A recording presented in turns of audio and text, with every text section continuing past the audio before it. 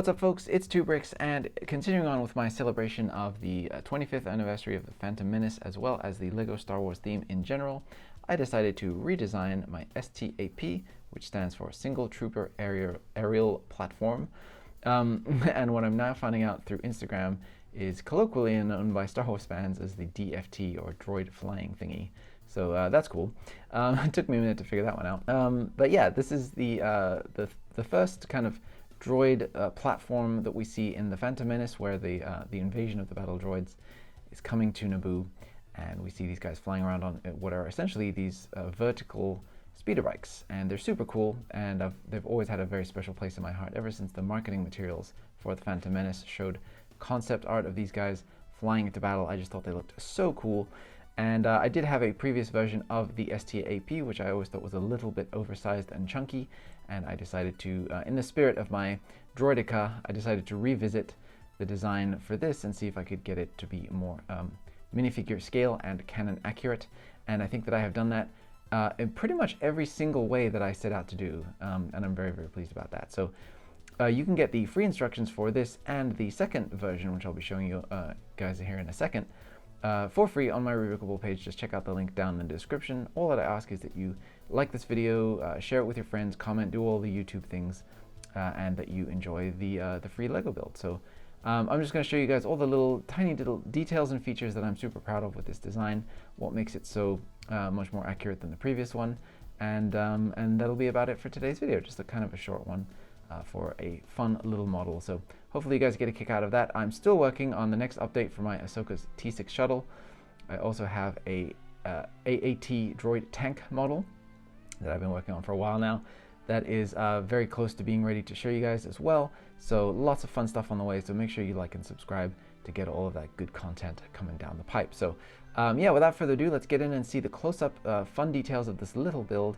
And again, don't forget, down in the description there is where you can get the link to where to build this for free. All right, so what makes this guy such a special little build? Well, so the things that I wanted to capture were the really thin tail section here at the bottom, which actually has like a little indent in it. And I was thinking, well, this piece right here, this droid arm piece from the Exoforce line would have been a perfect piece to achieve that. So then I was like, well, I have to figure out how to attach this. So obviously the little clear stand piece here with the bar on it felt like the perfect attachment piece for that. And then plugging that into this old, actually this is the original piece from way back in 1999 that they used as the clear stand for this very thing. So kind of keeping keeping it to within purpose for that, I think is really cool. And then yeah, just plugging in this little clear stand here allowed for the clip on this arm to attach. Then we have a brown sausage piece that is inserted into the hole of this droid arm, off of which we have mounted a couple of minifigure hands that act as these teeny tiny little foot pedals, these really thin little foot control pedals here that the droids use, I guess, to control either the tilt or the speed or something. And then we have the engines here, which I think were way overscaled on my previous version and in most versions that I've seen. So now they're much more in line with what you'd expect to see for this. And then going up here, we have the two little small mechanical arm pieces there that hold up the top section here, which can be posed up or down, so you can actually have the gunner, facing up or down. I like to keep it, relatively straightforward.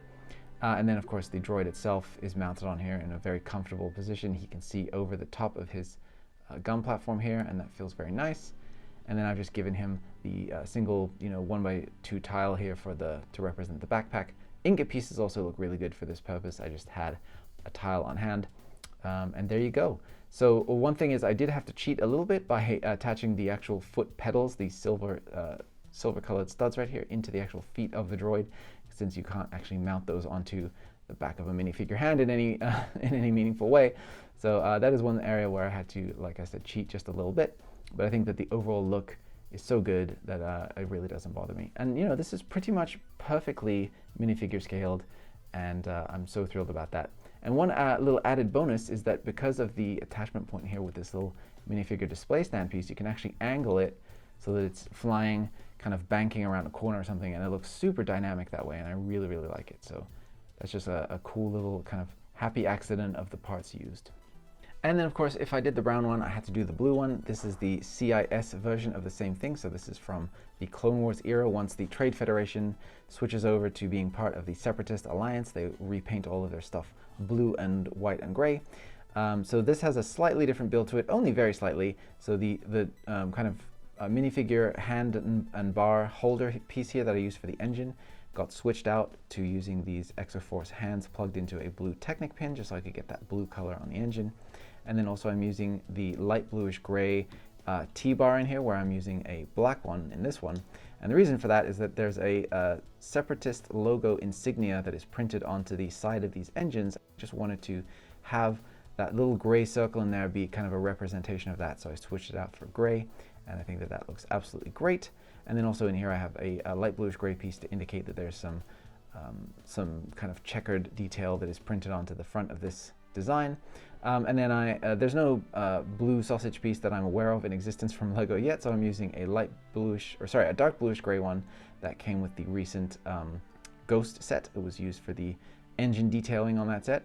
So if you want to build one of these, you can just grab one of those off of your Ghost. It's definitely not an essential detail piece in my view, but it's a nice one to have. And then I'm just plugging the blue minifigure hands into that to just keep the color scheme as consistent as possible. And of course we have Sky Guy on here, Anakin Skywalker.